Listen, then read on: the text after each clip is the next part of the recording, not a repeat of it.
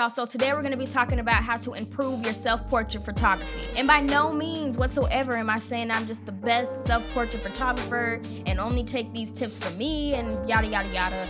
These are just tips that have helped me and that I use, so I figured maybe somebody can get a tip or two out of it, so that's what we're talking about. Alright, so getting right into it is number one, I would just say come up with a theme or concept.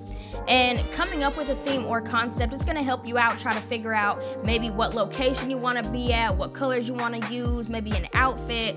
It just kind of helps you bring everything together. The second thing I have for you is try to come up with a story or an emotion that you want people to feel with your picture when they see it. Why did I say it like that? Picture. With your picture when they see it. So with that, what focal length are you going to use? Do you want to get a wider shot to make people feel like, you know, this person is feeling alone and sad and empty and they're just super far away and the world around them is ginormous? Or do you want it to be up close and personal to make them see, like, you know, the pain or the happiness or whatever it is in their eyes? Things like that. The focal length can really actually kind of make or break what kind of emotion or story you're trying to tell. So that's one thing to keep in mind. Also, use props to tell your story. That's like the number one thing that can help you out, especially if you don't know what to do with your hands or your body or anything like that. Like, I've used an hourglass, I've used cards, I've used honey. I mean, there's so many things that you can use as a prop, even if you're like, oh, that's not a prop. I mean, you can use a water bottle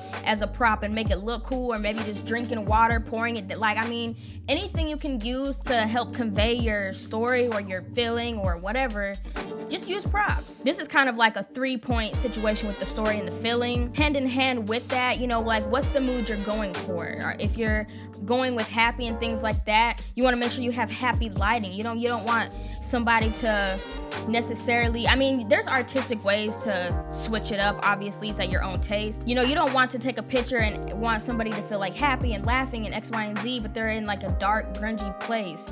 I mean, again, it's artistic, so you can definitely do that. But if you want to not do that, you know, use bright lights and colors and flowers. I don't know, just things like, what's your mood? You gotta think of these things. All right, number 3, make sure you have the right focus. Now this one is like, really? But yes, really, because there's been multiple times that I've taken a picture and the focus is just trash. Like, yes, the camera that I'm using, it has like a flip LCD screen and things like that, but I mean, really, the thing is like the size of my phone, okay? It's, well, not really, but it's small. And when I don't have my glasses on, something may look like it's in focus until I go back and it's like my ears in focus and I'm like, okay, you know. And then with that being said, don't be lazy and just take multiple pictures, even if you think that you got the shot, because you might be in a location where, you know, you only have a certain amount of time to take the picture and everything like that. So just take multiple pictures, because now that's what I've been doing, just in freaking case, because, you know, sometimes that one and done is just not it. All right, number 4, get creative. Now that may sound like cliche or whatever, but honestly, just get creative. Like with the honey photography that I did, I just was like, I saw some pictures and I was like, you know what? Let me just go ahead and try it. Like, I want to try to do my own twist, my own thing, and you know, it turned out good. In my opinion, it wasn't that bad. I got creative, you know, again with props, you know, you can see what you have in your pantry and try to make a photo out of it. I don't know, you just have to think outside the box. Also, try different angles and different poses. Again, some you might be like, no, that's weird, like people are gonna, don't worry about it. Just try different poses and angles that even maybe you think is weird, and it might turn out great. You never know, it could be on a cover of a magazine or something. So just get creative with everything as a whole, try new things, and it might turn out in your favor. And the last tip I have for you, number 5, put your spin and your personality on it.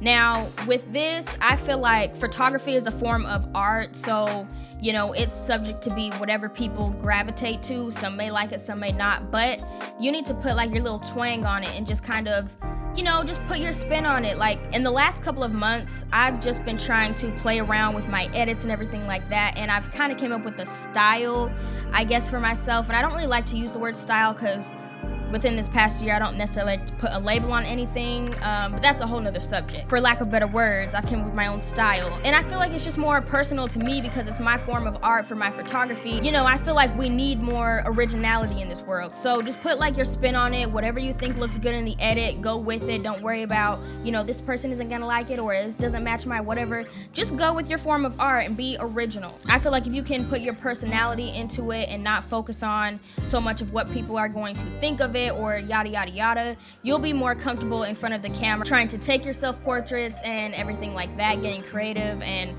thinking outside the box. So yes, you guys, those are my tips that I have for you for improving your self-portraits. And if you're going to try any of these or if any of these helped, let me know. And if you do take some self-portraits, go ahead and tag me on Instagram. You don't even have to follow me, but tag me so I can see them and, you know, I'll give you a little comment or something like that. And all right, y'all, don't forget to do all the things, the liking, the subscribing, the commenting. All right, y'all, I'm out.